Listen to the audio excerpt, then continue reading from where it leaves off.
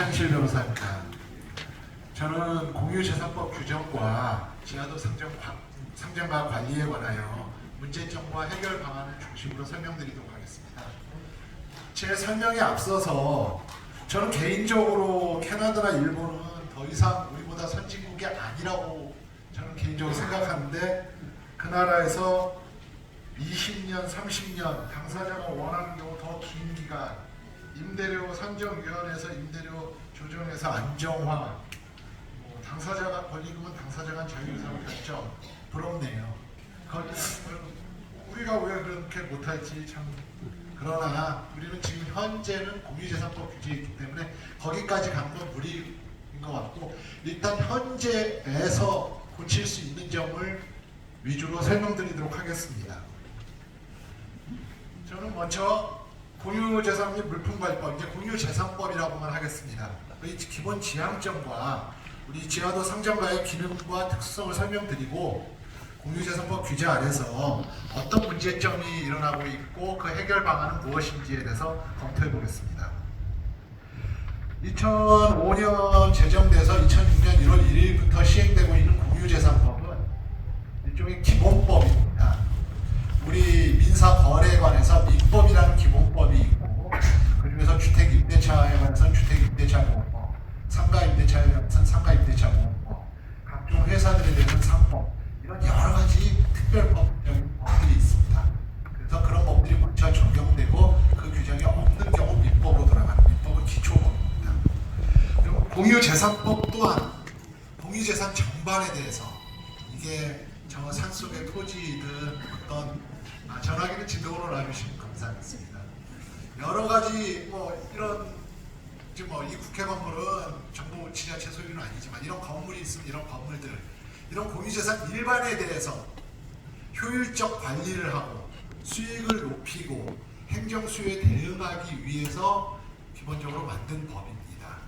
이러한 것은 공유재산법 제정 이유에도 분명하게 명시되어 있습니다. 행정수요에 대응하고 효율적 관리를 해서 수익을 극대화한다라고 해서 입법 목적에 분명히 설치되어 있고, 이를 위해서 수익 증대 시에는 위탁관리자나 담당 공무원이 성과금을 받을 수 있는 규정까지도 두고 있습니다. 이렇게 효율적 관리나 수익 증대 달성을 위해서 제정된 공유재산법은 당연히 수익 허가 기간이나 대응 기간 최초는 3년이었습니다. 나중에 5년으로 늘었고 우리 전통시장법에서 10년으로까지 늘려주었는데, 아주 단기의 수익 허가 대응 기간 그리고 다른 정성적 요소는 일체 고려하지 않고 임대료 수익만, 돈만 기준으로 해서 최고가 경쟁 방식의 일반 입찰, 그 일반 행정재산은 그게 당연하고 일반 재산 당연해요. 시장이라서 시장에도 그게 적용하게 맞는지는 이따 검토하겠습니다. 그리고 일체 영구권을 인정하지 않고 양도를 불허하는 규정을 두고 있는 것이 공유재산법 규정입니다. 이러한 공유재산법은 기본적으로 실제 그것을 이용하는 이용자의 편익이나 그 재산이 어떻게 장기적으로 발전할 것인가에 대한 것은 관심이 없습니다. 시장이 어떤 특수성이 있으면 그것 따로 법을 만들어라, 거기서 시장의 발전 과제 찾아라지, 공유재산법에 그런 규정을 다 줄 수는 없습니다. 일반 법이기 때문에. 그래서 재산별 성격에 따른 특수성을 고려하거나 반영하고는 있지 않은 것이 공유재산법입니다. 다음으로 지하도 상정가의 기능이나 특수성을 보고, 그러면 공유재산법이 적용될 때 어떤 문제가 생기고 있는지를 살펴보도록 하겠습니다. 지하도 상정가가 지금 시민의 만남의 광장이고 휴식처이자 우리 영세 상인들의 삶의 터전이고 중소기업 물품들의 유통처이고 지역 일자리를 창출하고 지역 경제활동으로 각종 세수의 원천이 되고 있는 것은 누구도 부인할 수 없는 현실입니다. 이런 지하도 상정가는 최초에 상인 여러분들의 분양대금으로 조성돼서 기부 체납됐습니다. 원래는 기업들 보고 니네가 만들어서 임대해라 라고 했는데, 그 당시가 기업들을 살려주고 기업들 위주로 경제개발을 하던 시기입니다. 기업들한테 많은 특혜를 주니까 기업들은 그럼 우리 이거 분양대금으로 받을게요. 그리고 임대료도 받을게요. 불합리한 구조가 형성된 거죠. 여러분들은 분양대금도 내고, 그래서 공사비 다 내고 임대료도 내고, 그리고 기부 체납 뒤에는 각종 지자체에 임대료 내고, 이렇게 기부 체감해서 공유재산 된 후에 그 시장 알아서 가만히 발전합니까? 상인들이 수십 년 동안 노무를 하는 거예요. 계속 밤낮 없이 가서 장사하고 또 이곳저곳 문제되고 가게 낡아지면 자본 투하하고 해서 계속 일궈온 재산입니다. 그런데 이 지하도 상정가는 또 일반 시장은 또 다른 특수성이 있습니다. 지하 공간이라는 특수성 때문에 관리가 부실할 경우 불 꺼지고 이 점포 저 점포 셔터 내려져 있으면 을씨년스러워지고 위험해지고 아무도 안 오게 됩니다. 그래서 만약에 그런 상황까지 가면 그 유지보수 결국은 시민들이 낸 세금으로 뒤늦게 여기 전등 달고 저기 청소하고 여기 노숙자 못 오게 하고 이런 돈이 들어가는 혈세를 잡아먹는 애물단지가 되기 쉬운 그러한 장소입니다. 지하도에서 만약 공실 점포들이 대량 발생되고 이게 하다하다 이제 방치가 될 경우 결국 노숙 거점이나 우범지대가 될 우려가 높고 우리 이 교수님이 해외 사례에서도 그런 경우가 많다고 말씀하셨듯이 현실적으로도 시민들이 외면하고 기피하면 슬럼 지대가 될 수밖에 없게 됩니다. 실제로 우리 지하도 상가들도 상당수가 지금 관리부실로 쇠퇴해서 시민들 외면받고 있는 곳들이 많이 발생하고 있습니다. 이게 지금은 행정력이나 공권력이 관리하고 있대지만 임계점을 넘어서고 상인들마저 그걸 버리고 떠나버리면 이 부분은 국가나 지자체, 시민들에게 막대한 부담이 될 수밖에 없습니다. 여러분들의 재산권이 날아간 후에 그 다음에 시민들의 재산권의 침해가 됩니다. 지금 현재 지하동 상정가가 당면한 문제로는 일단 오프라인 상권 재래시장이 쇠퇴하고 있습니다. 그리고 지하시설들에 대해서 시민들이 기피하는 현상이 높아지고 있습니다. 그리고 최고가 경쟁 입찰 원칙으로 임대료는 매년 상승하고 있습니다. 그리고 상권에 대해서 장기적 비전을 가진 상인들이 갈수록 내몰리고 있습니다. 특히 최고가 경쟁 입찰은 잘 되는 상권이야 당장 최고가 임대료 부담을 감수하겠죠. 그러면 수익의 원천이 되겠지만 지자체 수익의 원천이 되겠지만 어느 순간 젠트리피케이션으로 무너져 버리는 순간 공실이 증가되는 순간 상권은 쇠퇴하고 한마디로 황금알을 낳는 거위의 배를 갈라서 죽여버리는 결과에 이르게 됩니다. 더구나 최고가 경쟁 입찰한다고 해서 일회성 수탁 관리자 선정하면 이 사람들은 임대료 징수 과정에서 발생하는 관리 이유만 보고 들어오는 사람들입니다. 이 상권을 장기적으로 발전시키거나 유지하겠다는 의지는 없습니다. 그리고 상인들에게 일체 영업권이 인정되지 않고 양도가 불어된다면 상인들은 내가 여기 한 몇 년 장사하고 말 건데 왜 여기다 노무를 투자하고 또 돈을 투자해가지고 이 점포를 예쁘게 이 상가를 예쁘게 훌륭하게 가꾸겠습니다. 그냥 1,000원짜리 하든지 이번에 양양인가요? 어딘가 과자 문제처럼 바가지나 씌우고 얼른 나가죠. 결국 이런 상정가는 시민들에게 외면을 받을 수밖에 없게 됩니다. 자, 이러한 특수성을 가진 지하도 상정가, 시장이란 특수성, 지하도란 특성을 가진 상정가에 대해서 공유재산법이 적용됨에 따른 문제점을 설명드리도록 하겠습니다. 아까도 말씀드렸듯이 시장이란 것은 상인들의 지속적 노력에 의해서 그 존재와 가치 창출 능력이 유지되는 특성이 있습니다. 그런데 이런 특성을 외면하고 공유재산법에 따라서 최대 수익 거두기 위해서 임대료 부과 대상으로만 인식한다면 단기적으로야 임대료 수익이 있겠지만 장기적으로는 그 시장을 죽여버리는 결과에 이르게 될 것이라는 것은 방금 전에 설명드린 바와 같습니다.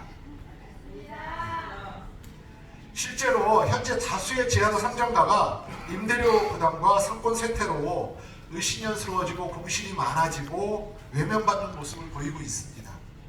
저도 젊었을 때 서울 강북의 지하도 상가에 지금 처하고 데이트 자주 갔었는데 참 볼 거 많고 구경할 거 많고 소소한 돈이나마 뭘 사는 재미가 있었는데 최근에 가보니까 상점들이 너무 많이 문을 닫고 사람들이 안 다니더라고요.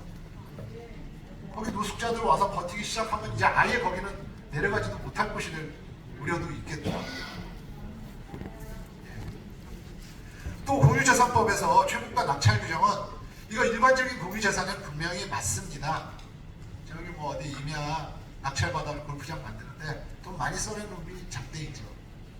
근데 시장에서 당장 장사하고 있고 내가 여기 갖고 오는 상인들한테는 임대료 부담이 이렇게 맨날 최고가로 올리면 전혀 적정하지 않습니다.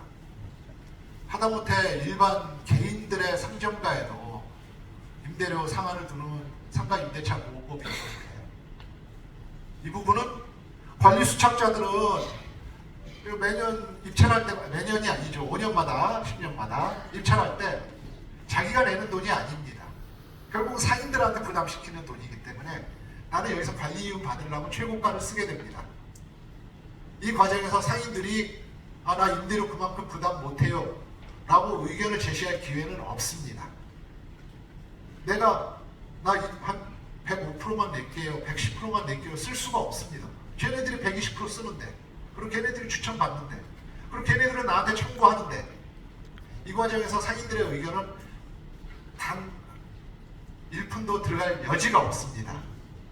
매년 임대료도 올리고, 공유재산법에는 매년 임대료를 올리는 규정이 있습니다. 재산가치를 평가해서 올리도록 되어 있기 때문에 매년 임대료도 올리고 최고가 입찰할 때마다 120%, 130%씩 올리고, 만약에 개인 재산에 어디 개인 상점가에 이런 걸 적용하면 폭리행위라고 당장 뉴스에 나올 겁니다. 결국 상인들은 입찰 과정에서 형성된 임대료 부담을 그대로 떠안을 수밖에 없게 됩니다. 낙찰된 관리 수탁자는 뭐 임대료가 이게 적정하니 아니니 관심이 없고 이 상권 유지 발전시키는 거 관심 없습니다. 5년 뒤에 자기가 낙찰된다는 보장도 없고 그럴 필요도 없습니다. 관리 이윤만 챙기고 떠나면 그만이기 때문입니다. 어떤 상인이 못하겠다고 해서 나간 점포는 한번 최고가 입찰시켜보고 안 들어오면 그냥 공단에 반납하거나 지자체에 반납하면 됩니다. 자기의 손실은 없습니다. 이것이 현재 공유재산법 하에서 최고가 일반 입찰에서 발생하는 불합리한 폐단입니다. 그렇다고 공무원이나 공단의 직원들이 상가를 활성화시키고 유지하고 발전시킬 능력이 있을까요? 그건 아닙니다. 또 영부권이나 영업권을 보장하지 않고 일률적으로 양도를 금지하는 공유재산법 규정은 아까도 말씀드렸듯이 상인들에게 재투자 유입을 막습니다. 내가 여기에 기껏 많은 돈을 들이고 많은 노력을 했는데 어느 날 갑자기 내가 6개월 병원에 입원해야 되는 암투병을 해야 된다. 또는 가족에 어떤 긴박한 일이 있어가지고 해외로 나가야 된다. 그동안 얼마나 돈을 들였든 다 포기하고 떠나야 되는 것을 강요하는 것이 지금 현재 공유재산법입니다. 이런 경우 최소한 내가 그동안 들인 노력이나 돈을 회복할 수 있는 기회를 줘야 되는 것이고, 일반 개인재산의 상가 임대차 보호법에는 그런 규정이 있음에도 불구하고 단지 공유재산이란 이유로 시장이란 특성을 완전히 외면하고 그 적용을 받지 못하고 있는 것이 현실입니다. 결국 여러분들은 돈 최대한 회복하려면 아까도 말씀드렸듯이 1,000원짜리 샵하거나 오는 사람들 손님 잘 봐가지고 그냥 뒤통수 후려치면서 최대 이유 뽑고 빨리 나가야죠. 그럼 이 시장은 망가지겠죠. 지하철 상가에서 흔히 보이는 을씨년스러운 공실, 어제 갔고 오늘 갔는데 주인이 바뀌고 종목이 바뀐 상점들, 이것이 우리 지하도 상점가의 미래가 될지도 모르는 것이 현실입니다.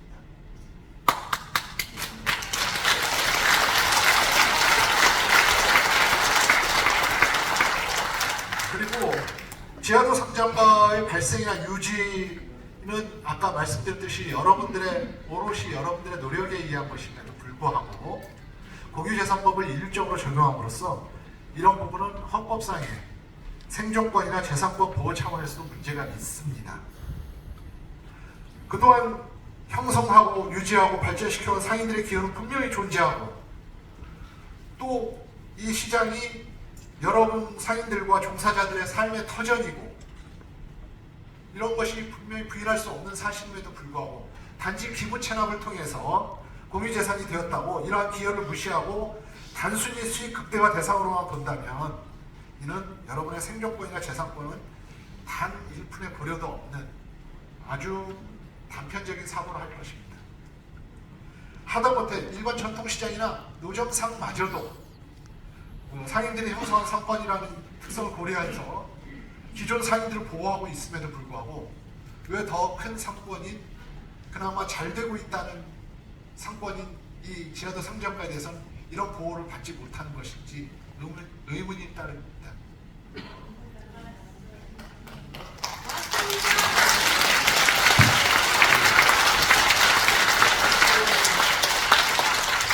무엇보다 시장이라는 특성과 지하도 상점가 현실을 외면한 공유재산법의 일률적 적용은 외형적 관리와 실제 적용에 괴리를 가져오는 경우도 많습니다.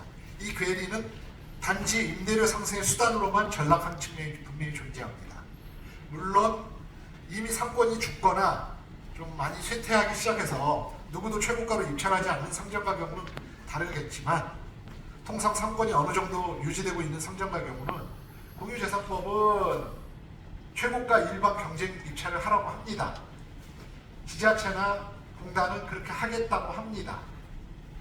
하지만 실무상으로는 상권도 보호해야겠고 여러분을 내쫓을 수도 없겠고 그러니까 입찰에 참여하는 관리 수탁자들한테 기존 상인들과 재계약하라고 수의계약하라고 합니다. 실질은 수의계약입니다. 외형만 관리 수탁자를 일반 입찰로 합니다. 그 관리 수탁자들은 자기들이 임대료 안 내니까 상인들한테 전가시키는 임대료니까 나 관리료는 챙겨야겠으니까 낙찰 받아야겠고 120%, 130% 씁니다. 여러분은 결코 그 가격 내고 싶지 않음에도 불구하고 여러분들한테 그 돈 내라고 하면서 결국 실무는 수의 계약하면서 외형은 공유재산법 따르겠다고 일반 입찰하면서 임대료만 최고가로 올려놓고 그 다음에는 그 최고가로 올린 임대료에 기초해서 다시 퍼센트로 재산가격 평가해서 또 올리고 5년이면 50%, 10년이면 2배로 오르는 임대료 부담을 여러분들은 그대로 감내하고 있는 것입니다. 결국 공유재산법을 따르겠다고 지자체나 공단들은 공유재산법 따르겠다고 임대료 부담만 가중시키고 있는 결과입니다. 이렇게 임대료 상승 부담과 상권에 관심 없는 수탁 관리자는 상권의 몰락을 가중시키게 될 것입니다. 실제 서울 최대 중심 상권이라 할 수 있는 강남역 지하도 상가에서마저도 최근에 10몇 억을 들여서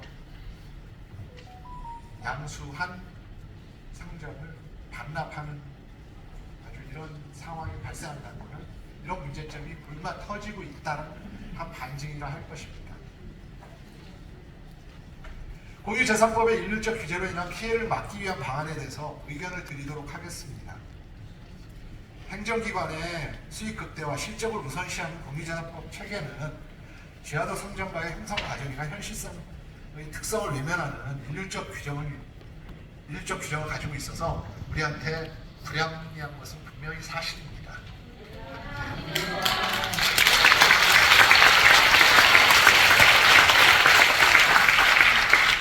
그러다 보니까 지자체 실무상으로도 실제로는 기존 상인들과 수의 계약하면서 외형으로만 관리 수탁자를 입찰시키는 편법적 운영으로 규정과 현실의 괴리가 발생하고 있는 것이 현실입니다. 앞서도 말씀드렸듯이 이런 편법적 운영에서 최고가 일반 경제 입찰은 임대료 부담을 가중시키는 것으로밖에 작용하지 않고 일체 영업권 불허하고 상권에 관심 없는 관리 수탁자는 결국 상권의 쇠퇴가 올라가 가속할 것은 예상되는 결과입니다. 이게 5년 후의 문제일지 10년 후의 문제일지 일 뿐이지 결국은 이대로 두면 이 지하도 상점가의 상권은 죽는 것은 분명합니다. 네.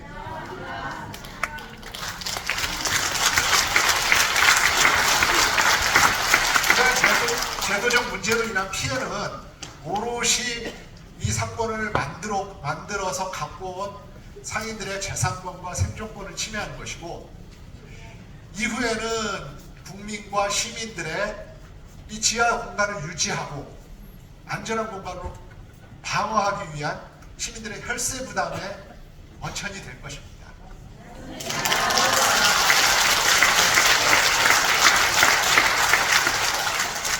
이러한 공유재산법의 한계를 인정하고 지하도 상점가의 관리 지향점에 대해서 인식의 전환이 필요한 이유입니다. 특수한 상점가로서 상인들의 보호와 상권의 유지, 이걸 계속 발전시켜서 시민들의 문화적 재산적 공간을 유지시키는 것, 그리고 장기적으로 국민과 세금들의 세수의 원천이 되도록 하는 것, 이것이 단순히 현재 임대료 수익 추구의 대상이 아니라 보호되고 육성되어야 하는 대상으로 인식을 전환하여야 되는 필요성이 있는 것입니다.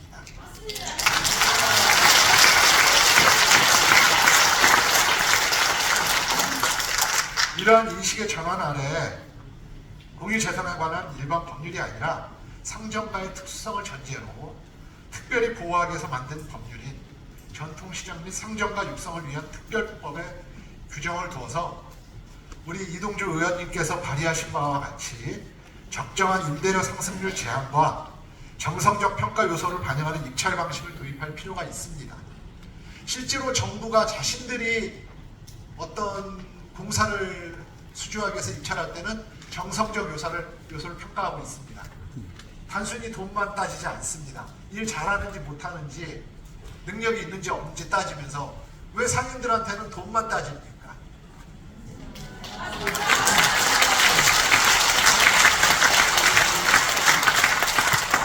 그리고 실무상으로 음성적으로 지금 분명히 실시되고 있는 기존 상인 보호책을 법률상으로도 명확히 선언할 필요도 있습니다. 그리고 상점가에 대해서 이해도가 높고 그 유지 발전에 직접적인 이해관계를 가지는 바로 상인 여러분들과 그 상인 단체를 관리수탁권의 우선 대상자로 고려하도록 해야 합니다. 그럴 때 여러분들은 그 임대료 상승 압박을 저항하고 적정한 임대료 상승을 협상할 능력을 가지실 수 있게 됩니다. 그리고 상인들의 충분한 영업기간을 보장하고 제한적 사유에서나마 영업권 양도를 허용하는 것은 물론 시장의 정포란 특성에 맞게 월납 임대료를 시행할 필요가 있습니다. 이동주 의원님이 발의하신 이러한 작은 보호 규정들이 위기에 처한 지하도 상점가 보호의 첫 번째 발걸음이 될 수 있을 것입니다. 이상 저의 의견 발표를 마치도록 하겠습니다.